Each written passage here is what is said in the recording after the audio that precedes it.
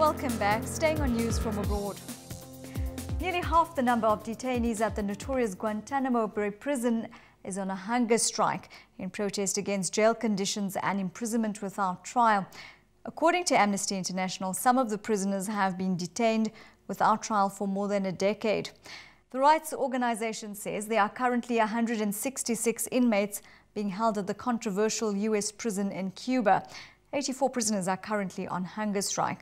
Amnesty International says 16 of the 84 prisoners were being force-fed via tubes snaked up their nose and into their stomach, and 5 had been hospitalized.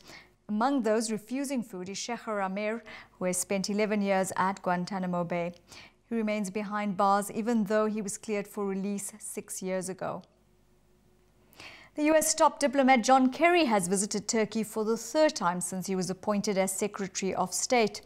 Many believe this is an indication of Washington trying to push Turkey into carrying out its imperialistic goals in the region. Press TV's Serena Shim is in Istanbul, where Kerry gave a press conference on Sunday. U.S. Secretary of State John Kerry met with acting Palestinian Authority Chief Mahmoud Abbas in Istanbul on Sunday. The meeting, however, was behind closed doors, not allowing access to any cameras or reporters.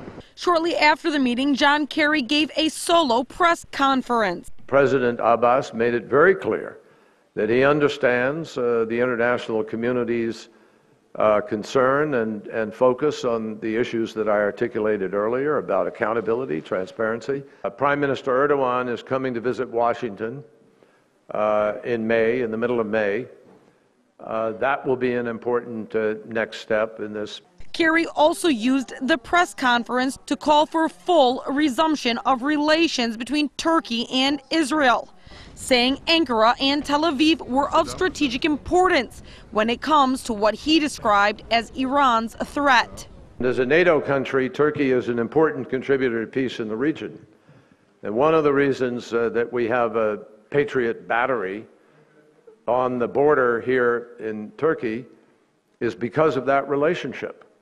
So clearly, if allies who have differences have suddenly put those differences aside, you have a much stronger alliance, and ultimately to stand up to threats that are mutual. And one of those mutual threats is Iran. Meanwhile, in order for relations to resume between Israel and Turkey, the family members of 9 Turks that were murdered by Israeli Navy forces in 2010 need to accept a compensation from Israel.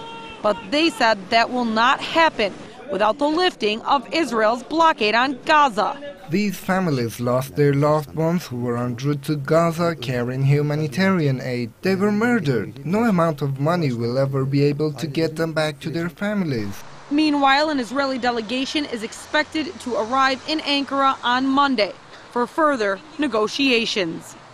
U.S. Secretary of State John Kerry on the last leg of his visit called for greater cooperation between Turkey and Israel. This comes as recent reports indicate Israel is trying to set up a military base inside Turkey, a move analysts claim will not sit well with Turkish citizens, nor the Turkish opposition. Turkish opposition CHP members call on Turkish nationals not to let this happen. And with that, let's take a look at how the markets have performed today.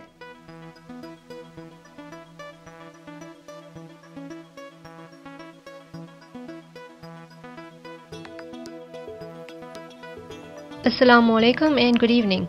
This financial market update is brought to you by Oasis Crescent Capital, your Sharia compliant leader in Islamic wealth management. The rand remains weak against the major currencies, trading at R9.27 to the US dollar and R14.13 against the British pound.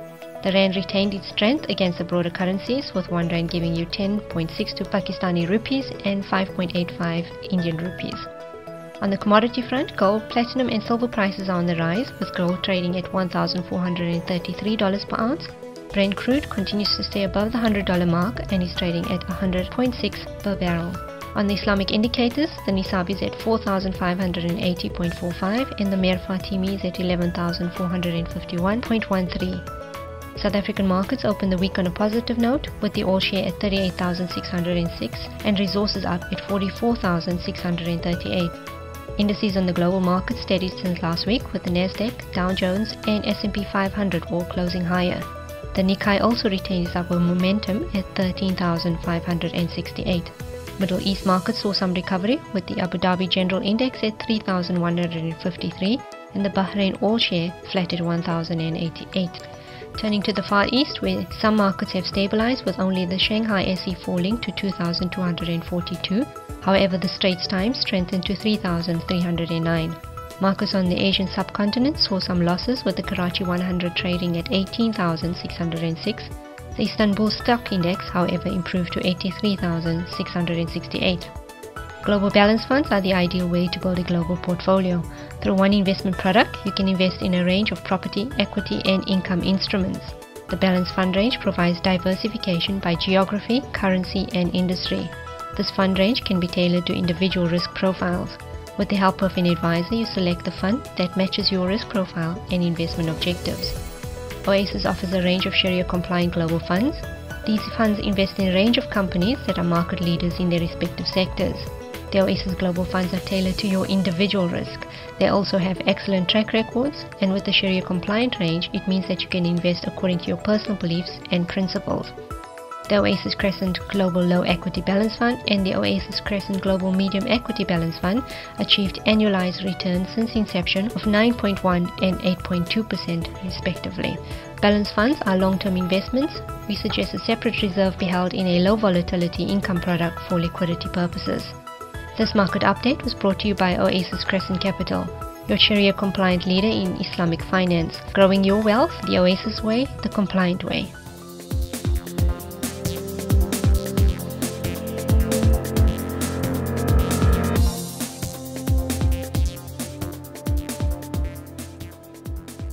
Stay with us. After the break, we'll be bringing you your community news updates.